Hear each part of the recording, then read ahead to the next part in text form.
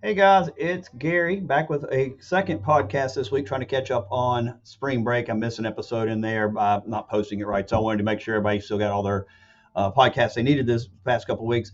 This week's very important. This is how we're going to deal with buyers moving forward after the post NAR settlement.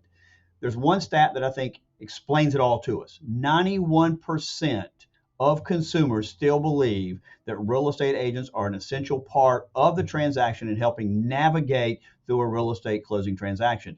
That's monstrous. 91%. You can't get 91% of people to agree that the sun will come up tomorrow.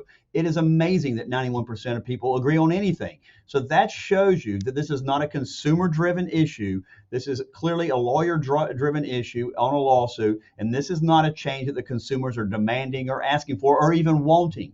Now, that's going to be huge because this is going to help us craft that value added proposition. And the value added proposition all lies in that one stat. 91% think you're an essential part to navigate through the transaction. So you're going to have to understand and develop a presentation that talks about your value add. And if you're not part of the transaction for the buyer, all of the things that the buyer is going to have to try to figure out themselves, learn themselves, and do themselves, many of which they can't.